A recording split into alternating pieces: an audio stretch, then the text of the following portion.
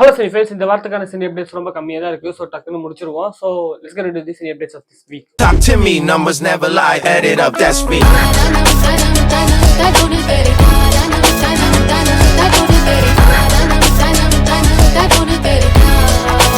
First Tamil சினிமால இருந்து போயிடலாம். ஃபர்ஸ்ட் 29 வந்து ரிலீஸ் ஆயிருந்துச்சு. ஒரு தரமான ரொமான்டிக் காமெடி, ஒரு சூப்பரான படம். ஆக்சுவலா வந்துட்டு ரொமான்ஸை தாண்டி இந்த படத்துல ஏகப்பட்ட டிராமா அண்ட் ஆக்ஷனுமே இருக்கு. ஆக்ஷனுங்கிறது படத்துல செகண்ட் ஹாஃப்ல இருக்கு.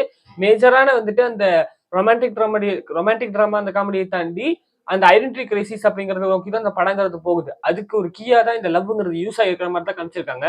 ஸோ அந்த ஐடென்டிட்டி கிரைசிஸ்க்கான அந்த ஆன்சர் அதுக்கான எல்லாமே செகண்ட் ஹாஃப்ல இருக்கு. ஸோ ஓவரால ஒரு தரமான படம். முடிஞ்சா கண்டிப்பா தேட்டர் ஸ்கிப் பண்ணி பாருங்க. எல்லாருமே பார்க்கக்கூடிய படம் தான்.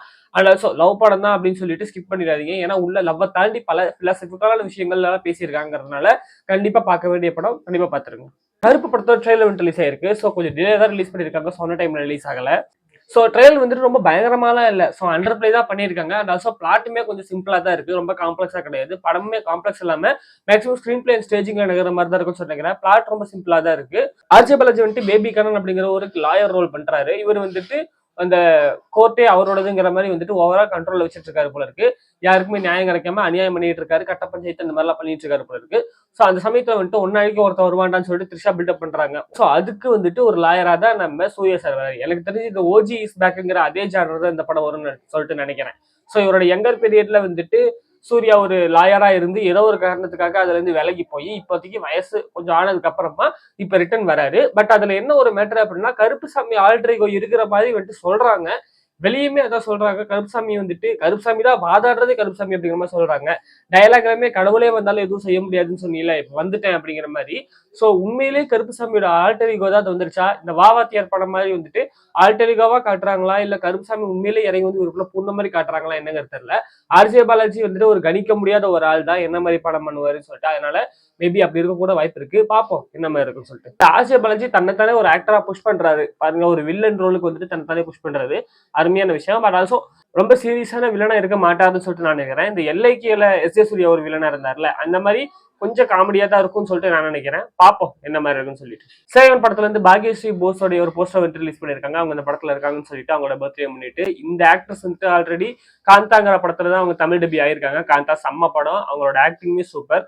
ஒரு சூப்பரான ஆக்ட்ரஸ். இப்போதைக்கு தெலுங்குல வந்துட்டு இந்த கிளாம் டால்ஸா யூஸ் பண்ணிட்டு இருக்கிற ஏகப்பட்ட ஆக்டர்ஸ் வந்துட்டு அவங்க ஆக்டிங் ஸ்கோப் உள்ள படங்களை சூஸ் பண்ண ஆரம்பிக்கிறாங்க. அந்த வகையில அவங்க நிறைய தமிழ் படங்கள் பண்ண ஆரம்பிக்கிறாங்க.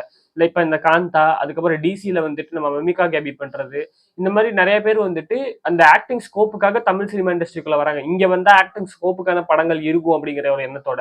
சோ தரமா இருக்க போகுதுன்னு சொல்லிட்டு நினைக்கிறேன். பார்ப்போம்.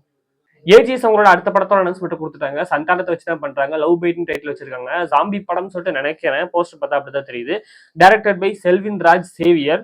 இதுக்கு முன்னாடி அவர் வந்துட்டு காஞ்சூரிங் கண்ணப்பன் பண்ணியிருக்காரு. அதுவுமே ஒரு ஹாரர் காமெடி தான். ஸோ இந்த படமே ஒரு ஹாரர் காமெடி தான். பார்ப்போம் என்ன மாதிரி இருக்குன்னு சொல்லிட்டு. காஞ்சூரிங் கண்ணப்பன் நான் பார்த்ததில்ல. பார்த்தவங்க அந்த படம் எப்படி இருக்குன்னு சொல்லிட்டு கமெண்ட்ல சொல்லுங்க. கான்சிட்டி படத்துல வந்து நான் தான் கிங் அப்படிங்கிற மாதிரி ஒரு சாங் ரிலீஸ் பண்ணியிருக்காங்க. மைத்ரி அவங்களுடைய மூணாவது தமிழ் படத்துக்கான அனௌன்ஸ்மெண்ட் கொடுத்துருக்காங்க. Already good bad ugly and dude வந்துட்டு அவங்க பண்ணியிருந்தாங்க. இப்போதைக்கு மூணாவது படமா மொதராத்திரி அப்படிங்கிற படம் வந்துட்டு பண்றாங்க.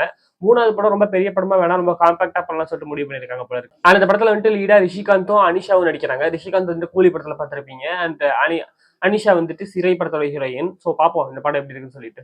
அப்படியே நேஷனல் சினிமா கிட்ட வந்தோம் அப்படின்னா வரவு படத்தோட ரிலீஸ் டேட் வந்து அனௌன்ஸ் பண்ணிட்டாங்க. ஜூன் 12க்கு ரிலீஸ் ஆகும் அப்படின்னு சொல்லிட்டு. அண்ட் இந்த வாரம் தேவர்கனோட பர்த்டே, அவரோட பர்த்டே முன்னிட்டு ரணபாலி படத்தோட ரிலீஸ் டேட் அனௌன்ஸ் பண்ணிட்டாங்க. செப்டம்பர் 11 அப்படின்னு சொல்லிட்டு. அதிரடி படத்தோடைய சென்சர் சர்டிபிகேட் வந்துட்டு முடிஞ்சிச்சு. படத்துக்கு யூ சர்டிபிகேட் கொடுத்துருக்காங்க. அண்ட் ட்ரெய்லர் வந்துட்டு இன்னைக்கு சாயந்தரம், அதாவது மண்டே சாயந்தரம் 5 மணிக்கு ரிலீஸ் ஆயிடும். ஸோ பார்ப்போம் அந்த ட்ரெய்லர் நல்லா இருந்துச்சு அப்படின்னா அதுக்கான தனியான வீடியோ போட முடியுமா அப்படின்னு பார்க்கலாம். மாலிவுட் டைம்ஸ் படத்துல இருந்து ஷராஃபுதீன் இந்த படத்துல இருக்காருன்னு சொல்லிட்டு ஒரு போஸ்டர் ரிலீஸ் பண்ணிட்டாங்க. ஸோ ஷராஃபுதீன் ஒரு பயங்கரமான ஆக்டர். அவர் வந்துட்டு படக்கலம் படத்துல சூப்பர் நடிச்சிருப்பாரு. ஸோ இந்த படத்துல ஒரு தரமான ஒரு கேரக்டர் பண்ணிருப்பாருன்னு சொல்லிட்டு நினைக்கிறேன். பார்ப்போம். அந்த படக்கலம் படம் யாரெல்லாம் பாத்தீங்கன்னு சொல்லிட்டு கமெண்ட் சொல்லுங்க. அந்த படத்துல வந்துட்டு ஹீரோ நடிச்சிருப்பாருல சந்தீப் பிரதீப், அவருடைய அடுத்த படத்துக்கான அனௌன்ஸ்மெண்ட்ங்கிறது வந்திருக்கு. படத்தோட பேர் வந்துட்டு cosmic Samson. Directed by Abhijith Joseph. இவர் இதுக்கு முன்னாடி ஜான் லூத்தர்னு ஒரு படம் பண்ணியிருக்காரு. நான் பார்த்ததில்ல. ஜான் லூத்தர் பார்த்தவங்க அந்த படம் எப்படி இருக்குன்னு சொல்லிட்டு கமெண்ட்ல சொல்லுங்க. டொவினோ தாமஸோட அடுத்த படத்தோடைய அனௌன்ஸ்மெண்ட்ங்கிறது வந்திருக்கு. டொவினோ தாமஸ் அண்ட் நஸ்ரியா நடிக்கிறாங்க. ஸோ படத்தோட பேர் வந்துட்டு கிரேஷியஸ் எல் கிளாசிகோ. ஸோ ஒரு வித்தியாசமான டைட்டில். அண்ட் படத்தோட டைரக்டர் வந்துட்டு முஷின் பராரி. இதுக்கு முன்னாடி வந்துட்டு தள்ளுமாலா படத்துல இவர் ரைட்டரா ஒர்க் பண்ணியிருக்காரு. அப்படியே இன்டர்நேஷனல் அப்டேட்ஸ் கிட்ட வந்தோம் அப்படின்னா ஒடிசி படத்தோட ட்ரெய்லர் வந்துட்டு ரிலீஸ் ஆயிருக்கு. ஸோ பயங்கர காம்ப்ளெக்ஸான விஷயங்கள்லாம் படத்துக்குள்ள இருக்கு. பட் ரொம்ப சிம்பிளா இந்த கதையை சொல்லிடுறேன். நான் ஸ்பாயில் பண்ணாம சொல்லிடுறேன். ஒரு போரை ஜெயிச்ச ஒரு ராஜா தன்னுடைய ராஜ்யத்துக்கு திரும்பி போறதுக்கு கிளம்பி போகும்போது அதுக்கு நடுவுல அவருக்கு வர தடைகள், அதையும் மீறி அவரோட நாட்டுக்கு அவர் எப்படி போனாரு அப்படிங்கறத பேசிக் அவுட்லைன். ஆனா அவர் நாட்டுக்கு போறதுக்கு 20 வருஷம் ஆயிடுது. அந்த 20 வருஷத்துக்குள்ள ஏகப்பட்ட சம்பவங்கள் அவர் வாழ்க்கைக்குள்ள நடக்குது. அதுல நடக்கக்கூடிய பிலாசபிக்கல் நிறைய விஷயங்கள் தான் காட்டியிருக்காங்க. சோ இந்த கதை வந்துட்டு ஒரு ஆதிகாலத்து கதை. இந்த கதை வந்துட்டு ஒரு ஃபேண்டசி டிராமா, ஹிஸ்டாரிக்கல் ஃபிலிம் கிடையாது. இந்த கேரக்டர்ஸ் இது மட்டும் தான் கொஞ்சம் ஹிஸ்டரின்னு சொல்லிட்டு நினைக்கிறேன். இவங்களாம் உண்மையான எனக்கு தெரியல. இந்த ஒடிசிஸ்ங்கிற இந்த ராஜா வந்துட்டு அவருடைய ராஜ்யத்துக்கு திரும்பி போறதுக்குள்ள ஏகப்பட்ட கடவுள்களை மீட் பண்ணுவாரு. அந்த கடவுள்கள் வந்துட்டு இவர் செஞ்ச தப்புனால, இவர் செஞ்ச அந்த திமிருனால, இவருக்கு இருக்கிற அந்த அந்த கர்வத்தினால இவருக்கு விடுற அந்த சாபங்கிறது வந்துட்டு இவர் எப்படி பாதிக்குது அப்படிங்கறத மெயினா ஃபோக்கஸ் பண்ணி கொண்டு போயிருப்பாங்க. அதையும் மீறி அவர் வந்துட்டு எப்படி ஒரு ராஜ்யத்துக்கு போறாரு அப்படிங்கறது தான். ஸோ 20 வருஷம் ஆகும்போது ஆப்வியஸ்லி அந்த ராஜ்யத்துல அவங்க ராணியும் இளவரசனும் இப்போதைக்கு வந்துட்டு ராஜா இல்லாத ஒரு ராஜ்யத்தை பாதுகாத்துட்டு இருப்பாங்க. ஸோ அங்க வந்துட்டு அவங்களுடைய கஷ்டம் என்ன மாதிரி வந்துட்டு அவங்க தப்பிக்கிறாங்கிற மாதிரி ஒரு கதையா கொண்டு போயிருப்பாங்க. நோலன் இந்த படத்தை வந்துட்டு நான் லீனியர் சொல்ல போறேன் அப்படிங்கிறது பயங்கர எக்ஸைட்டிங்கான விஷயம். ஸோ இந்த மாதிரி ஒரு படத்தை வந்துட்டு நான் லீனியர் சொல்லும்போது இது எப்படி இருக்குன்னு சொல்லிட்டு பார்ப்போம், பொறுத்திருந்து பார்ப்போம். ஸோ ஒரு ஃபேண்டசி ட்ராமா தான். இப்போதைக்கு இந்த படத்தை பற்றி ரிசர்ச் பண்ணி போனப்ப எனக்கு ஃபுல் படமே ஸ்பாயில் ஆயிடுச்சு. இசுவாசி தட்டு மாறாம எல்லாத்தையுமே எனக்கு தெரியும். பட் நான் ஸ்பாயில் பண்ண விரும்பல உங்களுக்கு, உங்களோட எக்ஸ்பீரியன்ஸ் பார்க்காம இருக்கிறதுக்காக. ஸோ படம் பார்த்துட்டு எப்படி இருக்குங்கிறத பார்ப்போம். அண்ட் இது வந்துட்டு ஒரு ஹாலிவுட் படம், அதுவும் ஒரு ஹிஸ்டரி பேஸ் பண்ண படம், ஒரு ஃபேண்டசி ட்ராமா. இது நமக்கு ரிலேட் ஆகாதுன்னு சொல்லிட்டு நினைக்காதீங்க. ஏன்னா நான் இதை படிச்ச வரையுமே வந்துட்டு இந்த படத்துல இருக்கக்கூடிய ஏகப்பட்ட சீக்வன்சஸ் வந்துட்டு அடுத்தடுத்த நிறைய படங்கள்ல யூஸ் பண்ணிருக்காங்க. அதாவது இந்த ஸ்ட்ரக்சர்னு சொல்லுவாங்களா, ஸ்கிரீன் பிளே ஸ்ட்ரக்சர், இப்படி கொண்டு போய் இப்படி முடிக்கிறதுன்னு அந்த ஸ்ட்ரக்சரை தூக்கி ஏகப்பட்ட இன்டர்நேஷனல் சினிமால இருந்து நம்ம ரூட் சினிமா வரை யூஸ் பண்ணியிருக்காங்க இந்த ஒடிசிங்கிற அந்த கதையில இருந்து. ஸோ அப்படி இருக்கும்போது நமக்கு இது ரிலேட் ஆகக்கூடிய கதை தான். அண்ட் ஆல்சோ வந்துட்டு ஒரு ராஜா தன்னுடைய ராஜ்யத்துக்கு திரும்பி போற கதைங்கிறதுமே வந்துட்டு நமக்கு ரிலேட் ஆகக்கூடிய ஒரு கதை தான். லைட்டா பாகுபலி, லைட்டா அந்த மகாபாரத, ராமாயணம் எல்லாமே கலந்த மாதிரி தான் இருக்கும். ஸோ கண்டிப்பா இதை உதறி தள்ளாம கண்டிப்பா தேட்டர்ல போய் செக் பண்ணி பாருங்க. பாப்பா தரமான படமா இருக்கும்னு சொல்லிட்டு நினைக்கிறேன். ஸோ அந்த வாரத்துக்கான எல்லா டேட்ஸும் முடிஞ்சிருச்சு. ஸோ மார்டல் காம்பட் 2 வந்துட்டு இன்னைக்கு போறேன், பார்த்துட்டு அந்த படத்துக்கான ரிவ்யூ வந்துட்டு நான் போடுறேன். 29 படத்தோட ரிவ்யூ ஆல்ரெடி நம்ம சேனல் செக் பண்ணி பாருங்க. ஸோ உங்களை நான் அடுத்த அமேசிங்கான வீடியோல இருந்து பார்க்குறேன். அது வரைக்கும் பை ஃப்ரெண்ட்ஸ். சரிங்க சினிமா வகையில ஒரு பேரே வரலாறு அழிச்சாலும்